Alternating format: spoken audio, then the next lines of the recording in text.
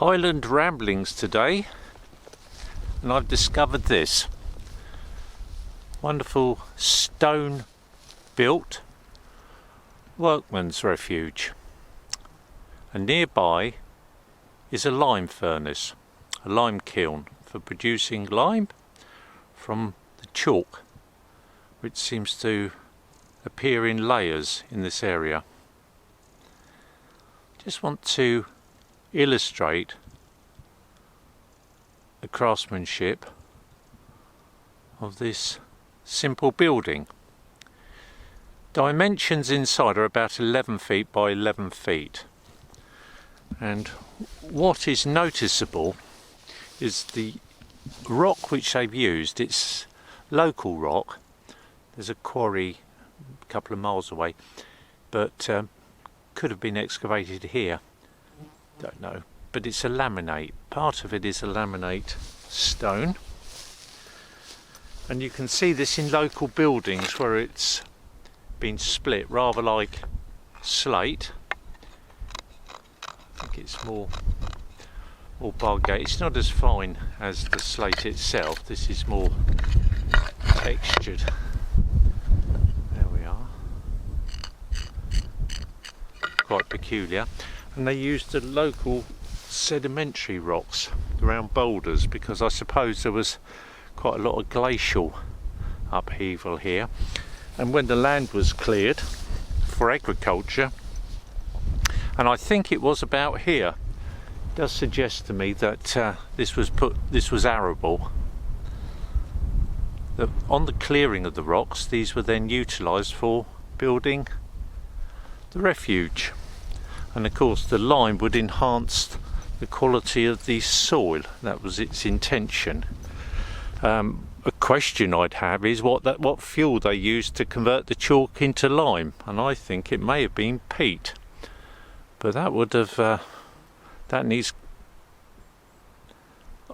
a lot of energy to convert chalk to lime.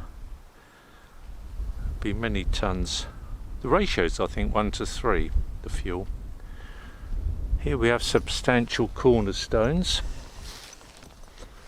Let me chase. Oh crumbs. Right, here we are. And that can be seen here. There's a really substantial cornerstone on this side of the refuge.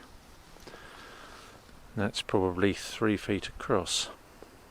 It's a nice heavy lump, and there's a nice dressed stone at the corner there.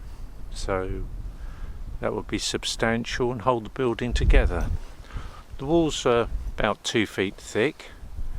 They're in effect two walls, the outside and the inside, and the cavity in between has been infilled, and this appears to be a lime mix, so they've used a lime mortar in between the two walls.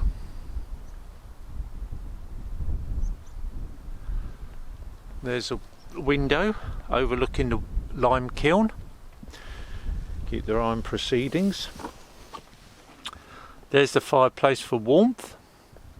Undoubtedly peat was used. It's quite prolific in this area. It's almost 6 feet in depth.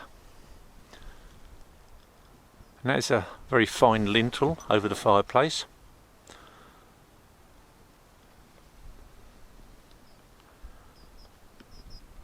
Wall has given way here. This gable has collapsed, but the other gable is still standing. And if I move myself symmetrically at the end, you can see that's a typical angle of a stone built gable. So they never varied much from that.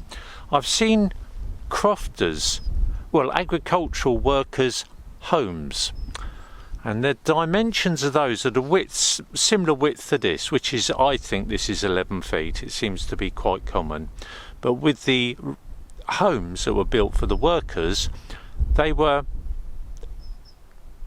the ones I've measured are 19 feet internally. So they used 11 feet by 19 feet as a dimension for a worker and his family.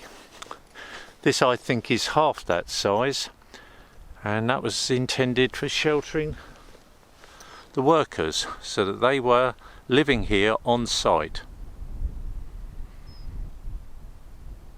So this is a typical Scottish Highland building, and I hope you'll find it interesting, because I find this fascinating. I think the knowledge and the craft and the skill must date back, if not thousands of years. I think very little changed. When was this used to? Well, from documents I found in some abandoned buildings, nitrate fertiliser was introduced after the Second World War, and the government was offering grants, and it was an arable area because of the communications, the road system. Everything had to be transported, it was expensive, so these was virtually self-sufficient communities up here. It's quite amazing, it really is.